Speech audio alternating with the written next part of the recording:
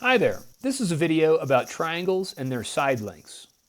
Let's first talk about the types of triangles.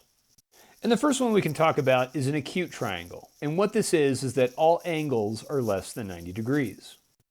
And in a right triangle, only one angle is 90 degrees. And the other one we have is an obtuse triangle. And this means that one angle is greater than 90 degrees. The fourth kind of triangle we have is an isosceles triangle. And this means that two sides and two angles are congruent. So these two sides are congruent and these two angles are congruent. And in this last triangle, what's called an equilateral triangle means that all sides and angles are congruent. So all three sides here are the same measure and all three angles are the same. And there's one more kind of triangle, and that's what's called a scalene triangle. And what that means is that no sides or angles are congruent. All right, so if I label this with 1, 2, 3 tick marks, then I know that the angles show the same. All right, that nothing's going to be congruent inside of here. So just because you have three measurements doesn't necessarily mean that it's going to create a triangle, okay? And here's what we know about the possible lengths of triangles. And what this states is that the sum of any two sides of a triangle must be larger than the third, okay? So let's say that I have a 3, 4, 5 right triangle. What I can do is I can add any two sides of this triangle and it will be larger than the third. So typically what you do, and I'm going to label these with colors so that you guys can see them a little bit better, but I should be able to add any two of these side lengths and it'll be larger than the third, right? So typically what I do to determine if it's going to be true or not is I look at my two shortest sides, all right? In this case, it's 3 and 4. So what I'm going to do is I'm going to add 3 and 4 together. And what's that relationship going to be in regard if we compare that to the side length of 5? Okay, and so if we add 3 and 4 together, that's going to give us 7. And if we compare that to 5, what we know is that 7 is larger than 5. All right, so the sum of these two gives me 7, and that's going to be larger than 5. And I use the inequality symbol here to show that 7 is greater than 5. All right, now we could do this with any other combination of sides. All right, if I wanted to take 4 and add angle 5, all right, is that going to be larger than the third side, which is 3? All right, and 4 plus 5 gives us 9. 9 is greater than 3, and that's true. All right, therefore, these side lengths will make a triangle. So what we can do here, let's do the other one just so we can. 3, add 5 to that, and is that greater than our third side of 4?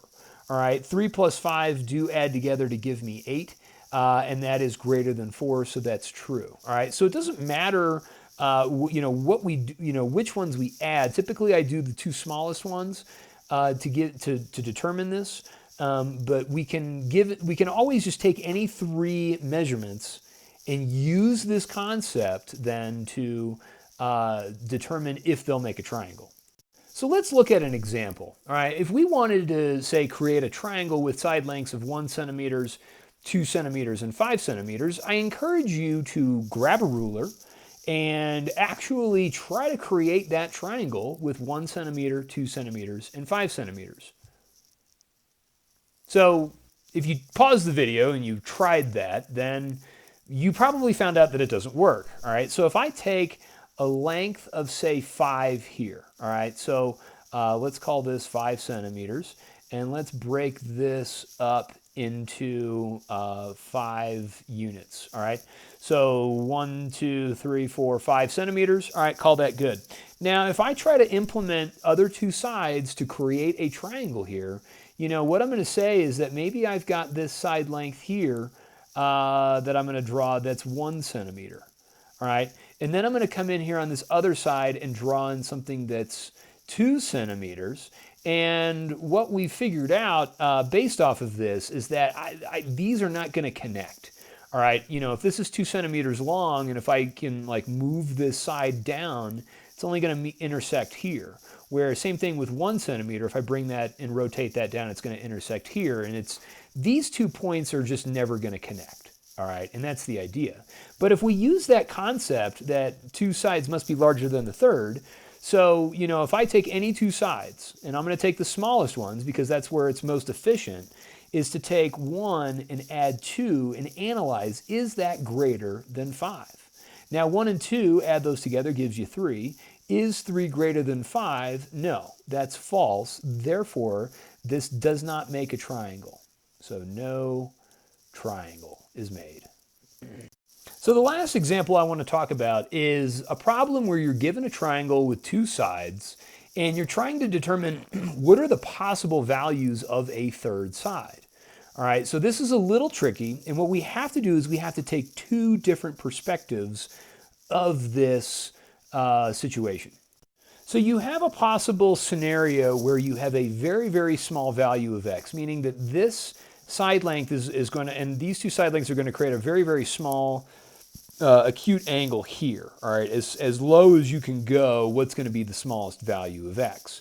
All right, and so what you can then say here and set up is that x plus 2, all right, the 2 small sides added together must be larger than your third side, 4, okay?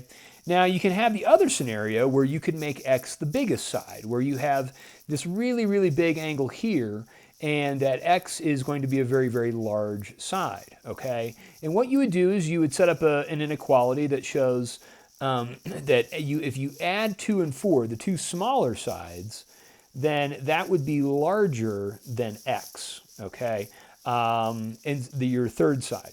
And so what we can say here is that, you know, we can solve this inequality over here by subtracting 2 from both sides, and you end up getting that x is greater than 2.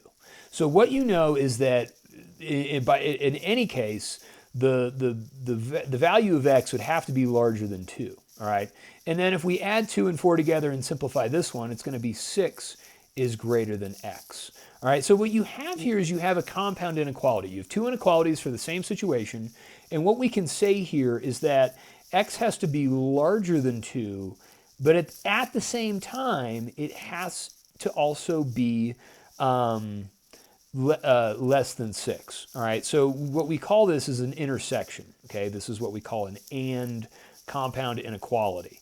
All right, and you can write it like this, and you can say that your value for x has to be greater than 2, but at the same time less than 6. So what this means is that x is between, all right, values for x that would make this a triangle would be between 2 and 6. All right, and that's what we would say for something like that. All right, so that's how you set up those kinds of problems where you have to try to create all the values that x could be in order to make this a triangle. Okay, so I hope you enjoyed this video, and we'll talk to you soon. Thanks. Bye.